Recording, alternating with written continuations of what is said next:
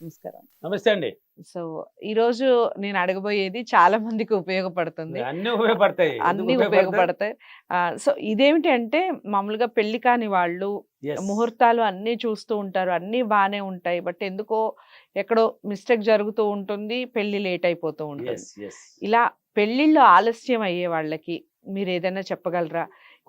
పెళ్ళిళ్ళు ఆలస్యం కాకుండా ఉండాలంటే ఎలాంటి అఫర్మేషన్స్ గొప్పగా తీసుకోవాలి? చెప్తానండి. చెప్పండి. గొప్పగా జరిగినాయి. హ్మ్. ఎవ్వరికి జరగలేదని నేను నేర్పించిన వాళ్ళందరూ సక్సెస్ అయ్యారు. హ్మ్. హ్మ్. పెళ్లి కాని వాళ్ళు ఎవరైనా ఉంటే ఫస్ట్ వాళ్ళ తల్లిదండ్రులు మారాలి. హ్మ్. పెళ్లి ఏ ఇంట్లో అయితే పిల్లలు ఉన్నారో వాళ్ళ తల్లిదండ్రులు మారాలి ఫస్ట్. హ్మ్. పిల్లలు కాదు ఫస్ట్ మారాల్సింది తల్లిదండ్రులు. హ్మ్. వాళ్ళ నెగిటివ్ ఆలోచనలు ఎక్కువ రిలీజ్ చేస్తారు. అందరు వాళ్ళ ఇంట్లో సంబంధం వచ్చేసింది. ఈ అమ్మాయికి సంబంధం వచ్చింది, ఈ అబ్బాయికి వచ్చేసింది, నా అమ్మాయికి రాలేదు.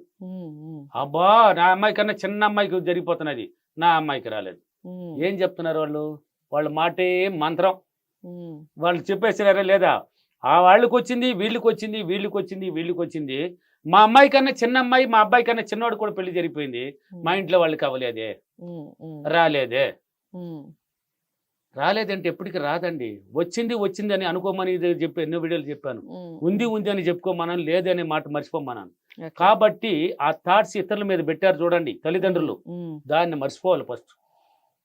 ఇతర కుటుంబాలు వాళ్ళకి ఎవరికన్నా జరగని ఆద్యం నీ మైండ్లోనే తీసుకోకూడదు. అది వచ్చిందని నువ్వెందుకు దాన్ని ఎందుకు నెగిటివ్లో తీసుకుంటావు? దాన్ని ఎందుకు తీసుకుంటున్నావు?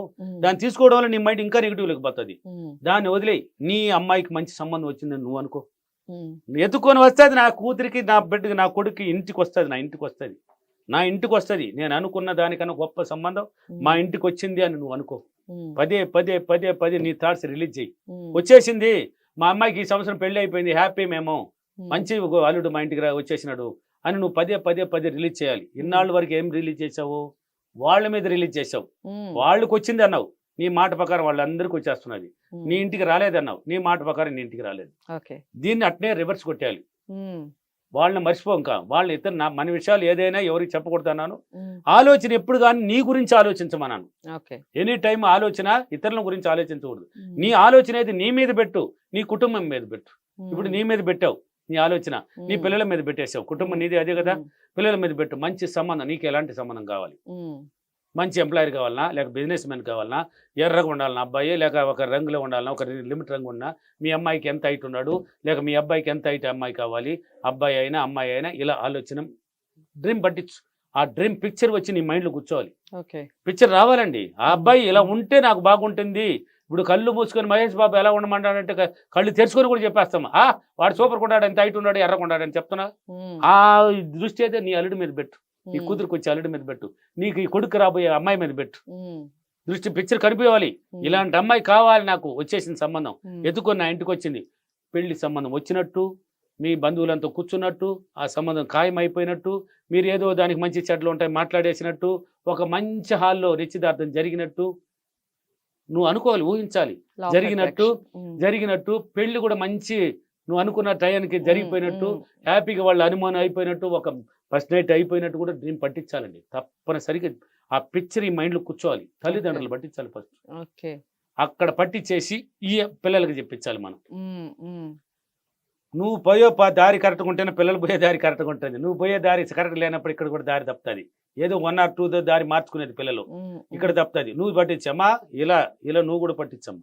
పెళ్లి కానీ ఇప్పుడు పట్టించాలి. వాళ్ళు చెప్పినంత వరకు చెప్పని. ఇప్పుడు వీళ్ళు కూడా చదువుకున్న వాళ్ళు, ఇప్పుడు ఎక్కువ మంది చదువుకున్న వాళ్ళు కదా, అన్ఎంప్లాయర్ ఎడ్యుకేటెడ్ అనేది ఎక్కువైపోయినారు, అన్ఎడ్యుకేటెడ్ తక్కువే కదా. ఇప్పుడు చదువు లేని వాళ్ళు తక్కువే, చదువు ఉన్న వాళ్ళు ఎక్కువైపోయినారు. ఒక కాలంలో తక్కువ ఉన్నది, ఇప్పుడు ఎక్కువైపోయినారు. చదువుకున్న వాళ్ళు తెలుసు కదా, నీకు ఎలా కావాలి సేమ్ నువ్వు కూడా పట్టించు. అబ్బాయి అయినా అమ్మాయి అయినా వచ్చినట్టు ఇప్పుడు పడుకుంటావు, పడుకొని అదే పిచ్చి ఆలోచన దాని మీద పెట్టేమే. దేని మీద పెట్టు? పెళ్లి మీద పెట్టు. పెళ్లి అన్నావంటే పెళ్లికి సంబంధించిన అవకాశాలు రెడీ అయిపోతుంది అండి. నువ్వు పెళ్లి మీద ఆలోచన పెడితేనే అది అవకాశాలు ఏర్పడేది. నువ్వు పెళ్లి ఆలోచన నీ మైండ్కి రానప్పుడు నీకు పెళ్లి సంబంధం ఎలా వస్తుంది? ఇంటికి ఎలా వస్తుంది చెప్పు? ఆలోచన పెట్టు, అది పాజిటివ్గా పెట్టు. వచ్చేసింది. నీ మైండ్లో కూడా ఒక పిక్చర్ వేసుకో. అమ్మాయిలు ఉంటారు, అబ్బాయిలు ఉంటారు కదా, ఇలాంటి అమ్మాయి కావాలి నాకు అని అబ్బాయి ఆలోచించు, ఇలాంటి అబ్బాయి కావాలని అమ్మాయి ఆలోచించాలి. ఆలోచించి అది వచ్చినట్టు ఇదే సేమ్ డ్రీమ్. అమ్మకి నేర్పించాం కదా, అమ్మ తల్లిదండ్రులు. నువ్వు పట్టించు. వెళ్ళిపోయినట్టు, హ్యాపీగా ఉన్నట్టు, ఐక్యంగా ఉన్నట్టు, ఒక కారులో పోయినట్టు, లేక బైక్లో ఆయన బాగా పట్టుకునేసి హ్యాపీగా పోయినట్టు, ఒక సినిమాకి పోయినట్టు డ్రీమ్ పట్టించేమే. ఏమి అక్కడ పిసినారు తెరం ఎందుకు? నువ్వు కలగనేమే, ఇక్కడే అయిపోయింది మొత్తం, ఇక్కడే అయిపోవాలి పిక్చరు.